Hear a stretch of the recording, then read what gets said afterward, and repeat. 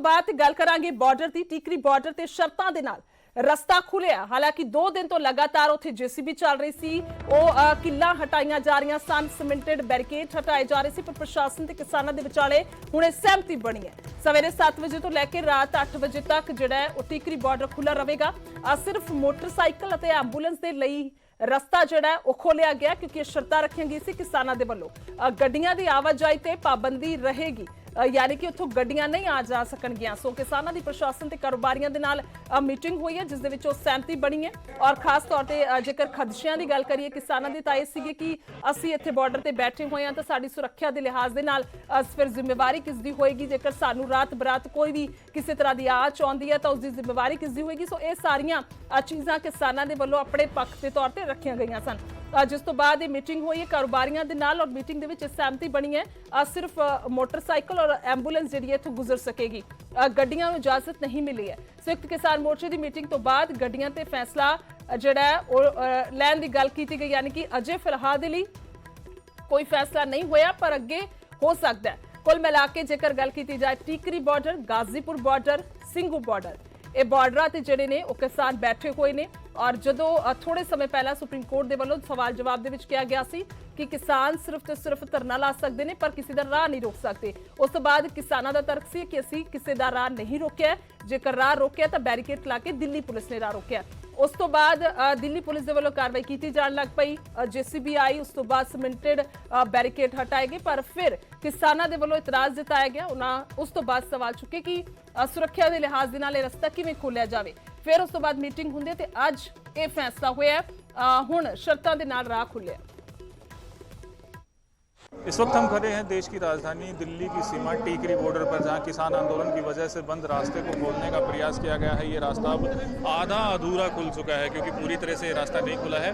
सशर्त ये रास्ता खोला गया है। सुबह 7 बजे से रात के 8 बजे तक ये रास्ता खोला जाएगा। आम राहगीर जो है वो इस रास्ते से आ जा सकेंगे। मोटरसाइकिल, स्कूटर भी इस रास्ते से होकर गुजारी जा सकेंगी।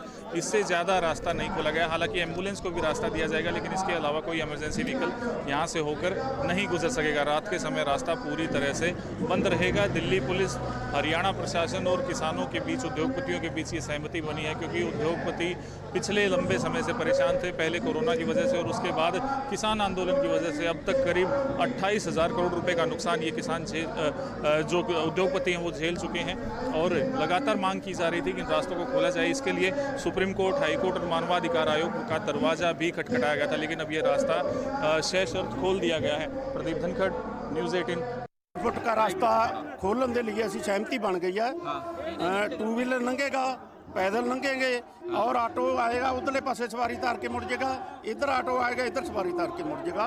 ये शाम को 8 बजे बंद हो जाएंगे, सवेरे 7 बजे तक बंद रहेगा, दिन चलेगा। 7 से लेकर शाम 8 बजे तक खुला रहेगा। हाँ, खुला रहेगा। अच्छा, रात में बंद रहेगा। रात में बंद। और 2 व्हीलर और एम्बुलेंस के लिए? हाँ, एम्बुलेंस। 3 व्हीलर? हाँ, 3 व्हीलर। 2 व्हीलर 3 व्हीलर का क्या स्टेटस है सर? जो 3 व्हीलर के लिए दिल्ली पुलिस कह रही थी ऑटो उधर आपकी सवारी तारेगा, वो उधर मुड़ जाएगा, इधर मुड़ जाएगा। दिल्ली बॉर्डर पूरी तरह दे नाल ना खोले जाण ते बीजेपी ने सवाल चुके ने ते किसान आगुआं ते दोहरे स्टैंड दे इल्जाम लगाए ने। के नेता दोहरी भाषा बोलते हैं। पहले कह रहे थे खोलो, अब खुलने लगे तो फिर किंतु परंतु क्यों? ये सारा देश देख रहा है। ये तो दोहरा चेहरा है उनका, जो उनकी कथनी और करनी में अंतर है, इसमें पूरे देश की निगाह है। इसलिए वो कभी रात को कुछ कहते हैं, सुबह कुछ कहते हैं, शाम को कुछ कहते हैं। जितने भी उनके बड़े नेता हैं, टकैत साहब हैं, उनका बयान बदलता रहता है। पहले कहते हमने रोका नहीं हुआ, हमने खोलो जी, अब खुल रहा है तो क्यों खुल रहा है? रात को भी मुझे पता चला कि वहां पर बैठे हैं जी, हम खुलने नहीं देंगे। ये दोहरा मामला है। तो फिलहाल इसी दौरान एक छोटा सा ब्रेक लेने और जल्दी वापस आवांगे।